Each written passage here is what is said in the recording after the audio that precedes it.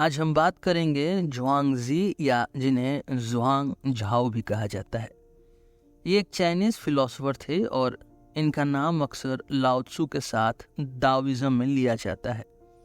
दाओइज्म को ताओइज्म भी कहा जाता है। दाओ ताओ दोनों एक ही शब्द है, अलग अलग जगह पे इसके अलग अलग नाम है, पर इनका मेन कॉन्सेप्ट एक ही है। जुआंगजी की सोच अपनी एक अलग पहचान बनाती है। जहाँ लाओ त्सू ने दाओइज्म की बुनियाद रखी थी, जुआंगजी ने उसी सोच को एक नई ऊंचाई दी। जुआंगजी का जीवन और उनका समय थोड़ा मिस्टीरियस है, जैसे उनके विचार। लगभग 4th सेंचुरी BC के दौरान उनका जीवन प्रारंभ हुआ, एक ऐसे समय में जब चीन में पॉलिटिकल अनरेस्ट और सोशल चेंजेस अपने चरम सीमा पर थे। जुआंगजी ने इस केओटिक टाइम में एक ऐसी फिलॉसफी को डेवलप किया जो शांति, सिंप्लिसिटी और नेचुरल फ्लो पर फोकस करती थी। उन्होंने सामाजिक बंधनों, राजनीति और रिजिड नॉर्म्स को चैलेंज किया। दाओइज्म या ताओइज्म का मूल मंत्र है दाओ या ताओ यानी द वे। ये एक ऐसी यूनिवर्सल फोर्स है जो सब कुछ चलाती है। जुआंगजी का विचार इस बात पर था कि अगर हम दाओ या ताओ के साथ बहते हैं, बिना अपने मन पर बोझ डाले, तो हम अपनी लाइफ को बेहतरीन तरीके से जी सकते हैं। जुआंगजी का फोकस वो वे पर था, यानी बिना ज्यादा फोर्स लगाए नेचुरली जीना। उनके विचार कहानियों और एलेगोरीज के जरिए समझे जाते हैं, जैसे उनका मशहूर बटरफ्लाई ड्रीम, जिसमें सपने और यथार्थ की बाउंड्रीज को धुंधला कर दिया गया है। इस एपिसोड में हम जुआंगजी के जीवन और उनके काम को सिंप्लीफाई करेंगे। हम पहले उनके जीवन को देखेंगे, वो कौन थे, कैसे उन्होंने सोचना शुरू किया और किस तरीके से उनका जीवन उनके कामों पर प्रभावित हुआ। उसके बाद हम उनके कुछ इम्पोर्टेंट वर्क्स और उनके विचारों की बात करेंगे। हम जानेंगे कि जुआंगजी की कहानियों के पीछे क्या डीपर मीनिंग थी, और अंत में हम डिस्कस करेंगे उनके विचारों का आज के दौर में क्या सिग्निफिकेंस है और कैसे उनके थॉट्स आज भी हमें जीने का एक नया नजरिया दे सकते हैं। जुआंगजी का विचार थोड़ा कॉम्प्लेक्स लग सकते हैं, पर मैं कोशिश करूंगा कि आपको उनकी सोच को सिंपल और रिलेटेबल तरीके से समझाऊं। अगर आपके मन में कोई भी सवाल आए तो आप हमेशा कमेंट सेक्शन में लिख सकते हैं और मैं आपके क्वेश्चंस को एड्रेस करने की ज़रूर कोशिश करूंगा। चलिए जुआंगजी के सफ़र की शुरुआत करते हैं। जुआंगजी के जीवन के बारे में जो हम जानते हैं वो काफ़ी हद तक उनके लिखित कामों और कहानियों पर आधारित है। जैसे हमने पहले भी देखा, उनका जीवन थोड़ा मिस्टीरियस है। हमारे पास उनके बारे में बहुत ज़्यादा हिस्टोरिकल रिकॉर्ड्स नहीं है, पर एक चीज़ जो निश्चित है वो ये है कि जुआंगजी का जन्म लगभग 4th सेंचुरी BC में हुआनान, आज के हेनान प्रोविंस के एक शहर मेंग में हुआ था। इस समय चीन में पॉलिटिकल और सोशल चेंजेस अपनी चरम सीमा पर थे। छोटे छोटे राज्य आपस में लड़े जा रहे थे और राजनीति में धांधली और पावर का चक्कर चल रहा था। जुआंगजी का जीवन बहुत हम्बल और सिंपल था। ऐसा कहा जाता है कि वो एक छोटी सी नौकरी करते थे जिससे उनका गुजारा हो जाता था। उन्होंने कभी भी वेल्थ या पॉलिटिकल पावर के लिए अपने आप को नहीं बदला। उनकी फिलॉसफी का एक बड़ा हिस्सा इस बात से आता है कि वो दुनिया की सुपरफिशियल छवि को नहीं मानते थे। उनके लिए लाइफ का असली मीनिंग नेचर के साथ हार्मनी में था, न कि सोशल स्टेटस, पैसा या पॉलिटिकल कंट्रोल में। जुआंगजी के समय में कन्फ्यूशियस और लाओ त्सू के विचार भी प्रमुख थे। कन्फ्यूशियस ने जहां सोसाइटी के लिए एक रिजिड, डिसिप्लिन्ड और स्ट्रक्चर्ड लाइफ का जिक्र किया, लाओ त्सू ने दाओइज्म या ताओइज्म के साथ नेचुरल बैलेंस और वू वे यानी एफर्टलेस एक्शन का संदेश दिया। ज्वांगजी लाओ त्सु के विचारों से प्रभावित थे, पर उन्होंने अपनी एक नई सोच भी डेवलप की जो और भी आगे तक जाती है। जहां कन्फ्यूशियस ने सोसाइटी और गवर्नेंस पर ज्यादा फोकस किया, ज्वांगजी ने इंडिविजुअल की फ्रीडम और नेचुरल फ्लो को अपना मूल मंत्र बनाया।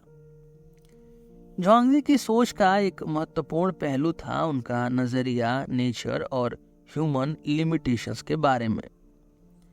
उन्होंने अक्सर कहा कि ह्यूमन बीइंग्स अपने ईगो में फंस जाते हैं और अपने लिमिटेशंस को नहीं समझते।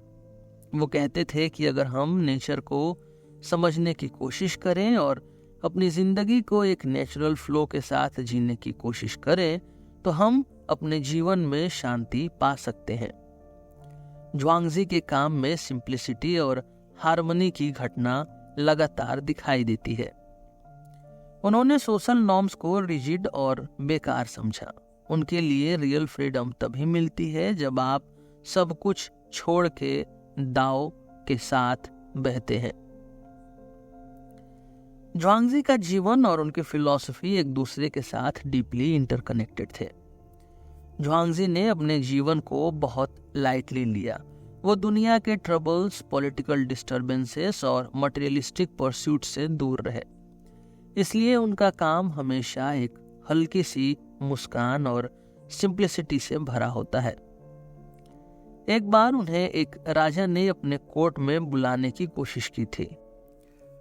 राजा चाहते थे कि ज्वांगजी कोर्ट में एक इम्पोर्टेंट पोजीशन ले लें, लेकिन ज्वांगजी ने उस राजा के ऑफर को मना कर दिया। उन्होंने कहा कि वो ऐसे राजा के दरबार में काम नहीं कर सकते जहां उनकी इंडिपेंडेंस चली जाए।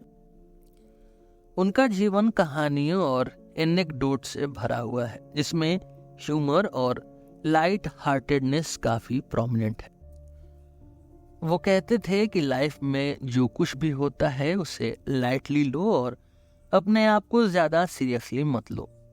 उनकी फेमस बटरफ्लाई ड्रीम की कहानी इसी सोच का एक अच्छा एग्जाम्पल है।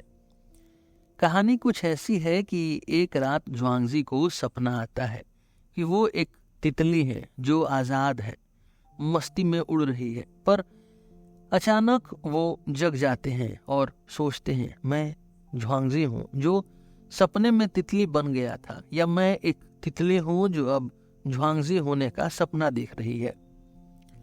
इस कहानी में ज्वांगजी ने सपने और यथार्थ के बीच की लाइन को धुंधला कर दिया है, जिससे वो दिखाते हैं कि लाइफ कितनी अनसर्टेन और फ्लूइड होती है। ज्वांगजी के जीवन का एक और इम्पॉर्टेंट एस्पेक्ट था उनका यूजलेसनेस का यूजफुलनेस का कॉन्सेप्ट। एक कहानी में वो एक यूजलेस ट्री के बारे में बात करते हैं जिसे कोई काटना नहीं चाहता क्योंकि वो दिखने में बेकार लगता है, लेकिन वही ट्री कटने से बच जाता है और इस बेकार होने के कारण ही वो ट्री जिंदा बचा रहता है। ज्वांगजी के लिए बेकार होने में भी एक तरीके की आज़ादी थी। इससे वो रिजिड सोशल नॉर्म्स और एक्सपेक्टेशंस को चैलेंज करते हैं। उनके जीवन की फिलॉसफी के पीछे एक ऐसी सोच थी जो हर इंडिविजुअल की लाइफ के लिमिटेशंस और नेचर के बीच के बैलेंस को समझाती थी। वो चाहते थे कि इंसान अपनी लाइफ के नेचुरल फ्लो को समझे और अननेसेसरी कॉम्प्लिकेशंस से दूर रहे। ज्वांगजी का जीवन और उनका काम एक दूसरे का प्रत्यक्ष रूप थे। वो जैसा जीते थे वैसा ही उन्होंने लिखा और जैसा उन्होंने लिखा वैसा ही वो जीते थे। ज्वांगजी की फिलॉसफी का मूल आधार दाविज्म या ताओइज्म है, लेकिन उन्होंने दाविज्म को एक नई डायरेक्शन दी। अगर हम ज्वांगजी के विचारों को समझना चाहते हैं तो सबसे पहले हमें दाओ या जिसे ताओ भी कहा जाता है इसे समझना होगा। दाविज्म के दाओ का मतलब है द वे, यानी एक ऐसी यूनिवर्सल फोर्स जो सभी प्रक्रियाओं को चलाती है, दुनिया को एक नेचुरल बैलेंस में रखती है। ये एक invisible yet ever present reality है। दाओ हर चीज में है और हर चीज दाओ का पार्ट है, चाहे वो इंसान हो, प्राणी हो, पेड़ पौधे हो या प्रकृति के अन्य तत्व। ज्वांगजी कहते हैं कि अगर हम अपनी जिंदगी को दाओ के साथ सिंक में लाते हैं तो हम ट्रू फ्रीडम और पीस को एक्सपीरियंस कर सकते हैं। ज्वांगजी का एक और मेन विचार था वू वे, जिसका मतलब होता है एफर्टलेस एक्शन। लेकिन इसका मतलब ये नहीं है कि हम बिल्कुल कुछ ना करें, बल्कि इसका मतलब ये है कि हम अपने एक्शंस को इस तरीके से करें कि वो नेचुरल फ्लो के साथ हो, बिना किसी अननेसेसरी एफर्ट या रेजिस्टेंस के। ज्वांगजी का सबसे बड़ा और प्रमुख वर्क उन्हीं के नाम पर है, जिसे हम द ज्वांगजी कहते हैं। ये एक ऐसा टेक्स्ट है जो न सिर्फ दाविस्ट फिलॉसफी का एक मूल स्तंभ है, बल्कि पूरी दुनिया के फिलोसॉफिकल लिटरेचर में अपनी एक अलग पहचान बनाता है। द ज्वांगजी के माध्यम से उन्होंने अपने विचारधारा को पोएटिक और एलेगोरिकल तरीके से व्यक्त किया है, जो आसान भाषा में ज्यादा गहराई वाली बातें समझाता है। द ज्वांगजी को 3 प्रमुख हिस्सों में बांटा गया है, इनर चैप्टर्स, आउटर चैप्टर्स और मिसलिनियस राइटिंग्स में। हर सेक्शन का अपना इम्पोर्टेंस है, लेकिन इनर चैप्टर्स को सबसे प्रमुख माना जाता है क्योंकि इनमें ज्वांगजी के असली विचार और टीचिंग्स का सार छुपा है। चलिए इन सेक्शंस को थोड़ा सा डिटेल में समझते हैं। इनर चैप्टर्स का समर्थन अक्सर ज्वांगजी के ओरिजिनल थॉट से होता है। इस सेक्शन में ज्वांगजी ने अपने कुछ सबसे मेन कॉन्सेप्ट्स को इंट्रोड्यूस किया है, जैसे कि दाओ, वू वे और जिंदगी और मौत का नेचुरल साइकिल। इनर चैप्टर्स में उन्होंने कई ऐसे एलेगोरीज का इस्तेमाल किया है जो सिंपल लगते हैं, लेकिन उनके अंदर बहुत गहरा फिलोसॉफिकल अर्थ छुपा होता है, जैसे कि द फेमस बटरफ्लाई ड्रीम की कहानी। ये इसी सेक्शन में आती है, जो आइडेंटिटी और रियलिटी के कॉन्सेप्ट्स को चैलेंज करती है। आउटर चैप्टर्स ज्वांगजी के टीचिंग्स का एक और विस्तार से समझाते हैं। यहाँ हमें उनके विचार का एक डीपर रिफ्लेक्शन मिलता है। ये चैप्टर्स ज्यादातर उनके शिष्यों या दूसरे दाओइस्ट थिंकर्स के एडिशंस माने जाते हैं, लेकिन फिर भी ये ज्वांगजी के विचार को समझने में मदद करते हैं। इसमें उन्होंने राजनीति और सामाजिक जीवन को लेकर अपने नजरिए को एक्सप्रेस किया है, जैसे कि सोसाइटी के अननेसेसरी बंधनों से कैसे मुक्ति मिले। मिसलेनियस राइटिंग्स अलग अलग एसेज और स्टोरीज का एक कलेक्शन है, जो बाकी डाविस्ट थिंकर्स या उनके बाद के फॉलोअर्स द्वारा लिखे गए हो सकते हैं। यह हिस्सा ज्वांगजी के ओरिजिनल थॉट से अलग लगता है, लेकिन फिर भी इनमें दाविस्ट फिलॉसफी की जरूरत और रेलेवेंस को समझाया गया है। ज्वांगजी के मेन वर्क्स में कुछ स्टोरीज ऐसी हैं जो उनकी फिलॉसफी को समझने का एक डायरेक्ट और आसान रास्ता देती है। चलिए उनमें से कुछ अच्छी कहानियों पर हम नजर डालते हैं। जैसा हमने पहले बात की द बटरफ्लाई ड्रीम के बारे में, ज्वांगजी का ये सबसे मेन और फेमस स्टोरीज में से एक है, द बटरफ्लाई ड्रीम। इसमें ज्वांगजी एक सपना देखते हैं जिसमें वो एक तितली बन जाते हैं और वो तितली के रूप में उड़ान भर रहे हैं। लेकिन जब वो जागते हैं तो वो ये सोचने लगते हैं कि क्या मैं ज्वांगजी हूँ जो तितली होने का सपना देख रहा था, या मैं एक तितली हूँ जो अभी ज्वांगजी होने का सपना देख रही है। ये कहानी ज्वांगजी की फिलॉसफी का एक गहरा अर्थ समझाती है। इसमें वो हमारे आइडेंटिटी और रियलिटी को प्रश्न करते हैं। क्या हम वैसे हैं जैसे हम सोचते हैं, या सिर्फ एक इल्यूजन में जी रहे हैं? एक और कहानी है द यूजलेस ट्री की। ज्वांगजी के इस कहानी में एक पेड़ का जिक्र है जो अपनी यूजलेसनेस के कारण लोगों को बेकार लगता है। उस पेड़ की लकड़ी इतनी बुरी है कि उसका कोई इस्तेमाल नहीं कर सकता, न फर्नीचर बनाने के लिए न किसी और चीज के लिए। लेकिन क्योंकि वो पेड़ यूजलेस है, इसलिए वो कटने से बच जाता है और वो पेड़ अपना अस्तित्व में शांति और लंबे समय तक जीवित रहता है। ज्वांगजी कहते हैं कि कभी कभी यूजलेसनेस ही सबसे बड़ी यूटिलिटी होती है। सोसाइटी हमेशा उसी चीज को महत्व देती है जो प्रोडक्टिव लगती है, लेकिन ज्वांगजी हमें दिखाते हैं कि कैसे यूजलेसनेस एक इंसान को ट्रू फ्रीडम और शांति दे सकती है।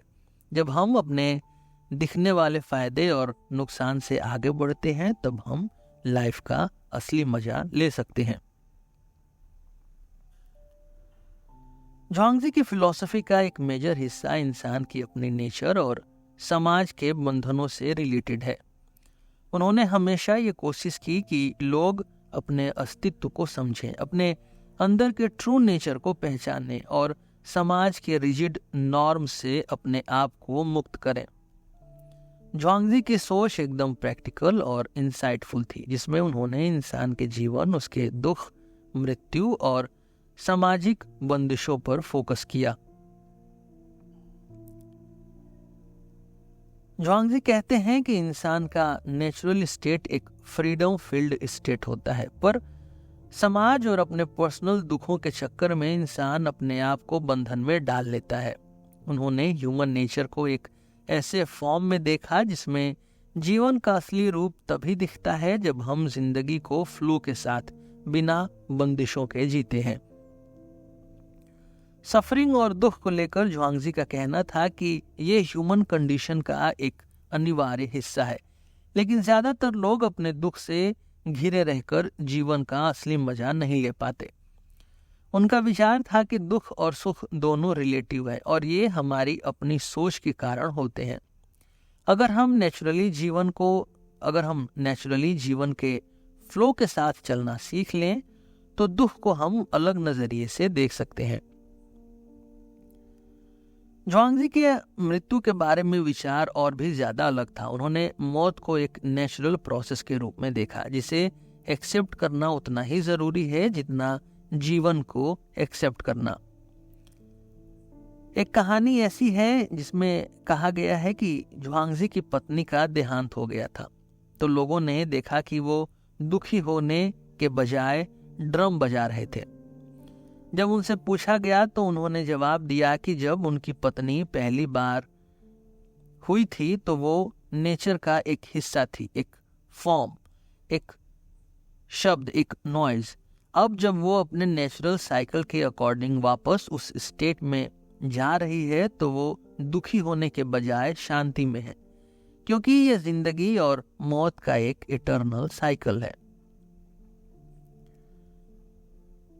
ज्वांगजी की फिलॉसफी का एक कोर एलिमेंट इंडिविजुअल फ्रीडम और नॉन अटैचमेंट है। उन्होंने बार बार ये बात कही कि इंसान तब तक अपने अस्तित्व को समझ नहीं सकता जब तक वो अपने मन और सामाजिक बंधनों में जकड़ा रहेगा। सोसाइटी के एक्सपेक्टेशंस, रिजिड रूल्स और पर्सनल डिजायर्स इंसान के फ्रीडम को सीमित कर देते हैं। इसलिए ज्वांगजी ने अपने रीडर्स को इनकरेज किया है कि वो अपने मन को पूरी तरह से फ्री करें और जिंदगी को उसी नेचुरल फ्लो में जीने दें। एक कहानी ऐसी भी है कि ज्वांगजी अपनी कब्र खोलते हुए दिखाई देते हैं। जब उनके शिष्य इस पर आश्चर्य जताते हैं तो ज्वांगजी हंसते हुए कहते हैं कि अगर सबको एक दिन कब्र के अंदर जाना ही है तो आज ही क्यों नहीं खोद लेते हैं। ये एटीट्यूड उनके केयरफ्री नेचर और मौत के प्रति उनके भय मुक्त नजरिए का प्रतीक था। ज्वांगजी का प्रभाव दाओइज्म के बाद के थिंकर्स पर भी दिखाई दिया, खासकर उन लोगों पर जो दाओइज्म के एग्जिस्टेंशियल और फिलोसॉफिकल एस्पेक्ट्स को समझना चाहते थे। ज्वांगजी के थॉट प्रोसेसेस ने लेटर दाओइस्ट मिस्टिसिज्म और फिलोसॉफिकल डिस्कोर्स को शेप किया। बाद के दाओइस्ट थिंकर जैसे लाइजी और गुओ जियांग जैसे लोगों ने उनके आइडियाज को आगे बढ़ाया और एक्सपैंड किया। ज्वांगजी का इम्पैक्ट सिर्फ दाओइज्म तक सीमित नहीं था, उन्होंने ज़ेन बुद्धिज्म को भी प्रभावित किया। ज़ेन बुद्धिज्म जो चीन से जापान में डेवलप हुआ, उसने ज्वांगजी के टीचिंग्स को अपने फिलॉसफी में इंक्लूड किया। ज़ेन का एम्फेसिस माइंडफुलनेस, नॉन अटैचमेंट और पैराडॉक्सिकल ट्रुथ पर था, जो ज्वांगजी के थॉट से मिलता जुलता था। ज्वांगजी की स्टोरीज और उनके वू वे के कॉन्सेप्ट को ज़ेन प्रैक्टिशनर्स ने अपने ध्यान और मेडिटेशन प्रैक्टिसेस में यूज किया। ज्वांगजी और लाओ त्सो, ये दोनों नामों ने दाओइज्म को जो शेप दिया वो काफ़ी इम्पोर्टेंट रहा। दाओइज्म, जिसे ताओइज्म भी कहा जाता है, यही जैन बुद्धिज्म को प्रभावित किया। जैन का एम्फेसिस माइंडफुलनेस, नॉन अटैचमेंट और पैराडॉक्सिकल ट्रुथ पर था, जो ज्वांगजी और लाओ त्सु के थॉट से मिलता जुलता था। ज्वांगजी के थॉट्स आज भी हमें ये याद दिलाते हैं कि लाइफ एक जर्नी है जिसमें हम अपने रिजिड एक्सपेक्टेशंस और फियर्स से दूर होकर जिंदगी का आनंद ले सकते हैं। हर चीज का एक नेचुरल फ्लो है और इस फ्लो के साथ चलना ही जीवन का असल मकसद है। आज के लिए बस इतना ही। मिलते हैं आपसे एक और एपिसोड में एक नए टॉपिक के साथ। मेरा नाम है रोहित और आप सुन रहे थे सिलेबस विद रोहित। धन्यवाद।